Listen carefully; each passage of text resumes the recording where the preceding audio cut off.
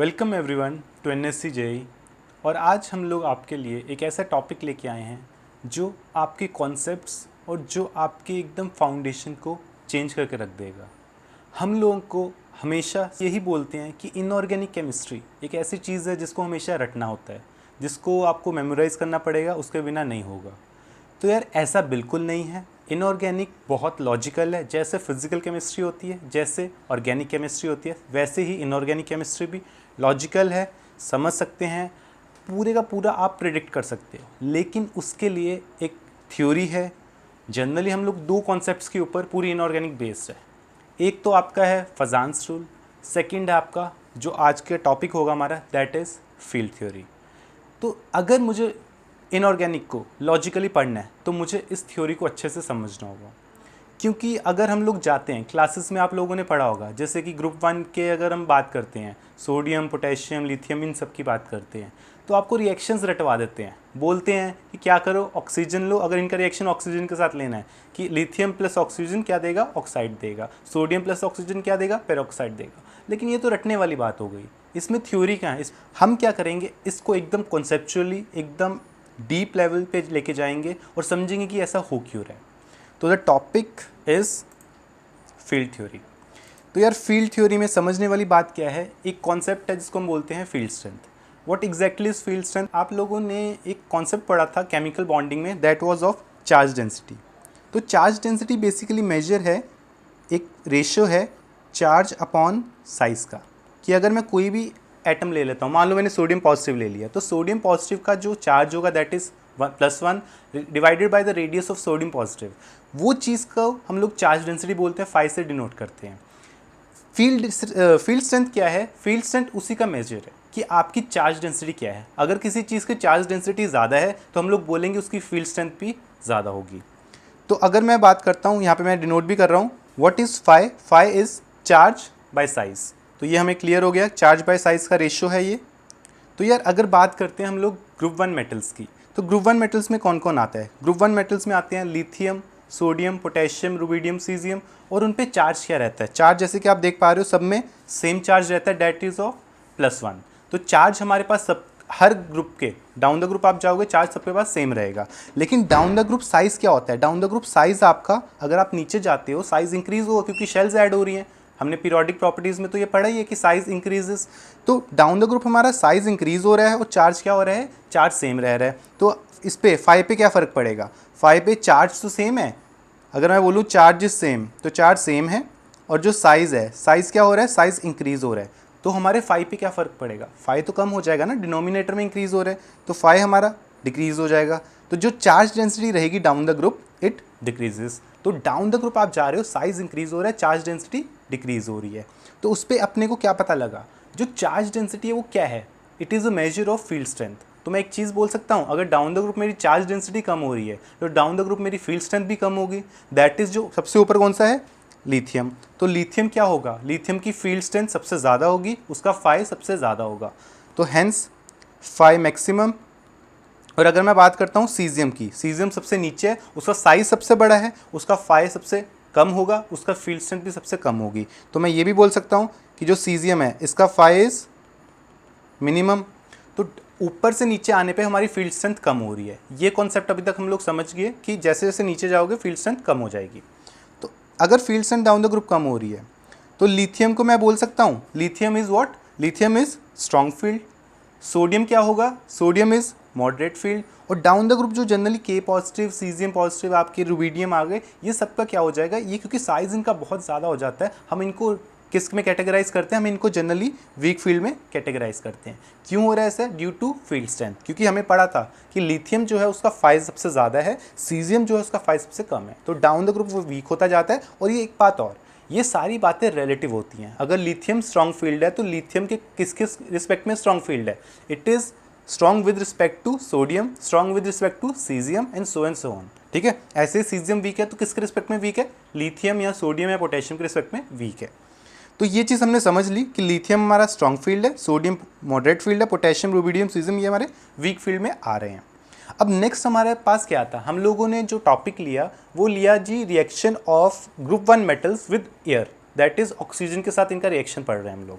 तो अगर ऑक्सीजन के साथ रिएक्शन है तो ऑक्सीजन किस किस रूप में एग्जिस्ट करता है, आपकी स्क्रीन पे आ रखा है O2 नेगेटिव जिसको हम लोग ऑक्साइड बोलते हैं, O2 2 नेगेटिव जिसको पेरोक्साइड बोलते हैं, and O2 negative that is called super oxide. तो इन तीन को हम लोग पढ़ेंगे आज की, ये तीन ऑक्सीजन के अलग अलग रूप हैं, अलग अलग प्रकार है जिसमें ऑक्सीजन मिलता है। अब यार ऑक्सीजन पे अगर हम बात करें, अब मुझे इसकी भी तो फील्ड डेंसिटी देखनी है, इसकी भी तो फील्ड स्ट्रेंथ देखनी है, इसका भी तो फाई देखना होगा। तो इसका फाई देखते हैं, उसको कैसे कंपेयर करेंगे, हम बात करेंगे चार्ज पर एटम की। अब पहले अगर मैं ऑक्साइड की बात करूँ, ऑक्साइड के केस में मेरे पास कितने एटम है, मेरे पास एक ऑक्सीजन है, उस पर चार्ज कितना है, उस पर 2 नेगेटिव चार्ज है। तो अगर चार्ज पर एटम की बात कर रहा हूँ तो एक ऑक्सीजन पे -2 का चार्ज, तो कितना हो जाएगा, ये वैल्यू -2/1 हो जाएगी। ये क्या डिनोट कर रहा है, this is denoting total charge, and ये क्या डिनोट कर रहा है, नंबर ऑफ एटम्स। हेंस आगे चलते हैं, पेरोक्साइड के केस में क्या होगा, टोटल चार्ज कितना था, -2, टोटल एटम्स कितने हैं, O2, तो total charge divided by total atoms, तो ये आ जाएगा -1 वैल्यू आ जाएगी। अगर हम बात करते हैं सुपर ऑक्साइड की, तो सुपर ऑक्साइड के केस में टोटल चार्ज तो -1 है, लेकिन टोटल एटम्स अभी भी 2 हैं, तो ये चार्ज पर एटम वैल्यू कितनी आ जाएगी, -12 आ जाएगी। तो यार एक चीज़ समझ आ रही है, ऑक्साइड के ऊपर एक एटम पे सबसे ज़्यादा चार्ज है, और हमें पता है फाई क्या होता है, phi is charge by size. Size क्योंकि मैं एक एटम ही ले रहा हूँ, ऑक्सीजन का एटम ले रहा हूँ, तो साइज में तो कोई डिफरेंस नहीं है, लेकिन चार्ज में डिफरेंस आ रहा है। चार्ज मेरा ऑक्सीजन का जो ऑक्साइड आया ना उसका सबसे ज़्यादा है, क्योंकि 2 आ रहे हैं एक ही एटम पे, -2 आ रहा है, तो hence this is called strong field. अगर मैं बात करता हूँ पेरोक्साइड में, तो पेरोक्साइड में एक एटम पे कितना आ रहा है, -1 आ रहा है, तो रिलेटिव ऑक्साइड के कंपैरिजन में बात करेंगे तो कम चार्ज हो गया, तो इसको हम लोग बोल देंगे मॉडरेट फील्ड। अगर हम लोग सुपर ऑक्साइड की बात करते हैं, तो सुपर ऑक्साइड के केस में 2 एटम्स पे -1 चार्ज है, तो एक पे कितना हो गया, एक पे तो 0.5 हो गया, -0.5, तो इसको मैं बोल दूंगा वीक फील्ड। ये चीज़ समझ आ गई कि ऑक्साइड के जो 3 पॉसिबिलिटीज, ऑक्सीजन की जो 3 possibilities, that is oxide, super oxide and peroxide, depending कि एक ऑक्सीजन पे कितना चार्ज आ रहा है, हमने इनको डिफ्रेंशिएट कर दिया। जैसे हमने लिथियम के ग्रुप 1 के मेटल्स को किया था, lithium is the strong field और सीजियम हमारी वीकेस्ट फील्ड में आ रहा था, वैसे ही ऑक्साइड में हमारा O2 नेगेटिव जो है वो स्ट्रॉन्ग फील्ड में आ रहा है, और जो सुपर ऑक्साइड है वो वीक में आ रहा है। तो यार अब ये सब तो बातें सर हमें पता है, ये आप क्यों बता रहे हो, यार ये मैं इसलिए बता रहा हूँ क्योंकि जो नेक्स्ट हमारी थ्योरी है वो इसी कॉन्सेप्ट के ऊपर है, कि जो अब देखो जहाँ जहाँ मैंने फील्ड लिखा है वो फील्ड क्या है, that is field strength, basically measure of charge density. तो फील्ड थ्योरी पता है सिंपल सी बात बोलती है, फील्ड थ्योरी ये बोलती है strong field goes with strong field, weak field goes with weak field. क्या मतलब, या जहाँ जहाँ पे आपका स्ट्रॉन्ग फील्ड है, जैसे मान लो लिथियम है, लिथियम में स्ट्रॉन्ग फील्ड थी, और यहाँ पे हमारे पास ऑक्साइड है, ऑक्साइड में भी स्ट्रॉन्ग फील्ड थी, तो लिथियम लेके चलेंगे और ऑक्साइड लेके चलेंगे क्योंकि दोनों स्ट्रॉन्ग फील्ड है। तो ये थ्योरी एक सिंपल सी बात बोलती है कि ये दोनों एक दूसरे के साथ कंपैटिबल होंगे, दैट इज लिथियम पॉजिटिव और O2 नेगेटिव, ये एक दूसरे के साथ कंपैटिबल है। कभी भी अगर रिएक्शन होना होगा लिथियम का ऑक्सीजन के साथ, तो ये हमेशा लिथियम क्या बनाएगा, ऑक्साइड बनाएगा। तो इन जनरल हमें क्या समझ आई बात, लिथियम अगर ऑक्सीजन के साथ है तो क्या बना रहा है, वो ऑक्साइड बना रहा है, और ये ऑक्सीजन पे कोई लिमिट नहीं है, दिस इज एक्सेस, मतलब मैं भर भर के ऑक्सीजन दे दूँ, जितना मर्जी ऑक्सीजन दे दूँ, ये हमेशा मेरा Li2O ही बनाएगा, दैट इज हमेशा ये लिथियम ऑक्साइड बनाएगा। आगे बात करते हैं सोडियम की, तो सोडियम के केस में क्या था, सोडियम और ऑक्सीजन, O2 नेगेटिव है। अब यार सोडियम नो डाउट यहाँ पे क्या है, यहाँ पे सोडियम पेरोक्साइड बना रहा है, सोडियम ऑक्साइड नहीं बना रहा। सोडियम भी क्या था, सोडियम अगर हम वापस जाके देखें तो सोडियम हमारा मॉडरेट फील्ड था, O2 2 नेगेटिव, O2 2 नेगेटिव क्या है, दिस इज पेरोक्साइड, और आप ये भी चेक करो पीछे जाके कि पेरोक्साइड क्या है, ये भी मॉडरेट फील्ड है। तो अगेन फील्ड थ्योरी के हिसाब से क्या होगा, मॉडरेट गोज विद मॉडरेट, तो मॉडरेट मॉडरेट अगर कंपैटिबल हैं, तो जब भी ऑक्सीजन आप दोगे सोडियम को, वो हमेशा क्या बनाना चाहेगा, वो हमेशा बनाना चाहेगा सोडियम पेरोक्साइड। सिमिलरली अब जो वीक वाले रह गए, वीक वाले कौन से रह गए, पोटेशियम, रुबिडियम, सीजियम, तो ये क्या करना चाहेंगे, और उधर से ऑक्सीजाइड, जो हम लोग ऑक्सीजन की बात कर रहे थे, तो ऑक्सीजन में वीक वाला कौन सा कंपोनेंट आ रहा था, सुपर ऑक्साइड आ रहा था। तो पोटेशियम, रुबिडियम, सीजियम, क्योंकि ये सारे वीक हैं, तो ये किसके साथ कंपैटिबल होंगे, ये हमेशा कंपैटिबल होंगे सुपर ऑक्साइड के साथ। तो कभी भी ऑक्सीजन के साथ इनका रिएक्शन होगा, ये हमेशा क्या बनाना चाहेंगे, ये हमेशा सुपर ऑक्साइड्स बनाना चाहेंगे। क्यों, क्योंकि फील्ड थ्योरी बोलती है कंपैटिबिलिटी सबसे ज़्यादा होगी स्ट्रॉन्ग की स्ट्रॉन्ग के साथ होगी, वीक की वीक के साथ होगी, इंटरचेंज नहीं होगा कभी, ठीक है। तो यहाँ पे हम लोग देखेंगे ऑक्साइड, दिस इज पेरोक्साइड, एक बार इसको, ऑक्साइड बना रहा है लिथियम, सोडियम बना रहा है पेरोक्साइड, और ये नीचे वाले जितने हैं ये क्या बना रहे हैं, ये सारे बना रहे हैं हमारे सुपर ऑक्साइड। तो potassium, rubidium and caesium they are making superoxide. तो ये चीज़ हमें समझ आ गई फील्ड थ्योरी कहना क्या चाहती है।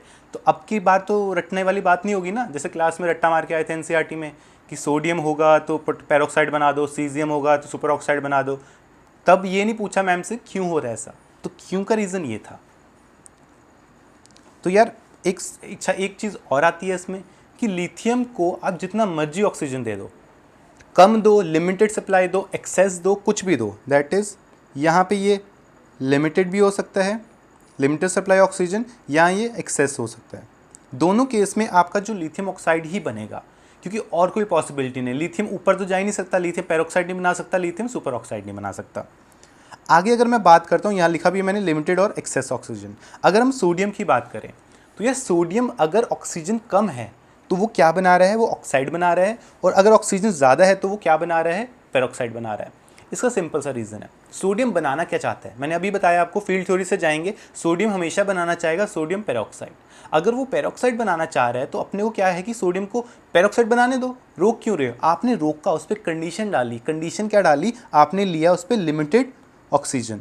अगर मैं लिमिटेड ऑक्सीजन ले लेता हूँ तो यार एक बात खुद सोचो, यहाँ पे हमारे पास है सोडियम ऑक्साइड, ठीक है। सोडियम ऑक्साइड की अगर मैं बात करता हूँ तो सोडियम ऑक्साइड में मेरे पास Na2O, यहाँ पे मेरे पास क्या है, यहाँ पे मेरे पास 2 सोडियम के लिए 1 ऑक्सीजन है। और अगर मैं पेरोक्साइड की बात करूँ तो मेरे पास 2 सोडियम के लिए 2 ऑक्सीजन है। तो 2 सोडियम के लिए यहाँ पे 2 ऑक्सीजन है और यहाँ पे 1 ऑक्सीजन है। तो मुझे एक चीज़ समझ आ रही है, अगर ऑक्सीजन मेरे पास कम सप्लाई में, आपने सब कंडीशन क्या डाल दी, लिमिटेड सप्लाई, तो उस केस में तो ये इसी की प्रेफरेंस होगी, क्योंकि ऑक्सीजन कम है, सप्लाई ही कम है, आपने दिया ही नहीं ऑक्सीजन, तो कहाँ से बना देगा सुपर ऑक्साइड, यहाँ पेरोक्साइड। तो यही बात आ जाती है कि अगर आपने लिमिटेड सप्लाई दी तो वो ऑक्साइड बनाएगा, क्योंकि आपने ऑक्सीजन दिया ही नहीं। लेकिन बनाना क्या चाहता है, हमेशा फील्ड थ्योरी बनाना हमेशा चाहेगा पेरोक्साइड। अगर लिमिटेड सप्लाई नहीं है, कोई कंडीशन नहीं है, आप हमेशा पेरोक्साइड बनाएंगे। नेक्स्ट आ जाते हैं पोटेशियम के केस में या रुबिडियम या सीजियम, सब में सेम केस है। अगेन वही कॉन्सेप्ट, अगर हम लोग इसको कम सप्लाई देंगे, फर्स्ट वाला क्या है, लिमिटेड सप्लाई देंगे तो पोटेशियम ऑक्साइड बनाएगा। अगर थोड़ी और सप्लाई देंगे तो पेरोक्साइड बनाएगा। और अगर एक्सेस एकदम बहुत सारी सप्लाई, कोई दिक्कत नहीं है, तो क्या बना देगा, सुपर ऑक्साइड बना देगा। अगेन कॉन्सेप्ट वही है कि यहाँ पे पोटेशियम, 2 पोटेशियम के लिए 1 ऑक्सीजन आ रहा है, यहाँ पे 2 पोटेशियम के लिए 2 ऑक्सीजन आ रहे हैं, और यहाँ पे 1 पोटेशियम के लिए 2 ऑक्सीजन आ रहे हैं। तो खुद ही हमें समझ आ रहा है, रेशो देख के ही समझ आ रहा है कि जब ऑक्सीजन जैसे जैसे अमाउंट बढ़ेगा वो पेरोक्साइड तक जा सकता है, वो सुपर ऑक्साइड तक भी जा सकता है, और सुपर ऑक्साइड ही बनाना चाहेगा। अगेन बनाना क्या चाहता है, सुपर ऑक्साइड। कैसे पता लगा, फील्ड थ्योरी। लेकिन ऑक्सीजन की सप्लाई कम कर दोगे तो जाएगा वो इसी से, ऑक्साइड पहले, सबसे पहले ऑब्वियसली ऑक्साइड बनता है, लेकिन सबसे ज़्यादा बनाना क्या चाहता है, वो सुपर ऑक्साइड बनाना चाहता है। तो यार इसके साथ हम लोग ख़त्म करते हैं आज का कॉन्सेप्ट, आज का वीडियो। बेसिकली फील्ड थ्योरी आपको हेल्प करती है बहुत सारी जगह। ये तो एक छोटा सा एग्जांपल था, एक छोटे से वीडियो में मैं कितना ही बता देता आपको। फील्ड थ्योरी आपकी आगे हेल्प करेगी ऑक्साइड्स में, नाइट्रेट्स में, सल्फेट्स में, बहुत जगह। आपकी इनऑर्गेनिक स्टडी को बहुत ईजी कर देगी फील्ड थ्योरी। आगे मैं और वीडियोस लाता रहूँगा, आपको समझ आएगा कि हाँ इसका तो एप्लीकेशन बहुत ज़्यादा है, और इनऑर्गेनिक बहुत इंटरेस्टिंग वे में हम लोग कर सकते हैं। पूरे का पूरा रटने का नहीं है। मैं ये नहीं बोल रहा हूँ कि सारी की सारी लॉजिकल है, मैं ये बोल रहा हूँ आपको कि इनऑर्गेनिक में 99% चीज़ें हम समझ सकते हैं, और एक बार कोई चीज़ समझ आ जाए तो उसको याद करना, उसको पेपर में अप्लाई करना, उसके ऊपर कोई भी क्वेश्चन आ जाए उसको कैसे सॉल्व करना, ये सारी चीज़ें हम कर सकते हैं। लेकिन अगर मैं आपको ये बोल दूँ कि यार इनऑर्गेनिक सारे का सारा आपको रटना है, फिर तो यार नहीं करते लोग, और ये जनरल टेंडेंसी है, हम लोग इनऑर्गेनिक को हमेशा अवॉइड ही करते हैं। तो यार with this let's end the video. Hopefully आपको वीडियो अच्छा लगा होगा, होपफुली आपको चैनल अच्छा लगा होगा, होपफुली आपको पिछले वीडियोस भी अच्छे लगे होंगे, तो आप देखते रहना। आप कंबाइन लाइक करना, शेयर कर दो। अगर आपको अच्छा लग रहा है आप कमेंट्स करके हमें बताओ कि आपको क्या वीडियोस चाहिए आगे, हम उन्हीं वीडियोस को पहले शूट करेंगे, उन्हीं टॉपिक्स को पहले कंप्लीट करेंगे। Thank you.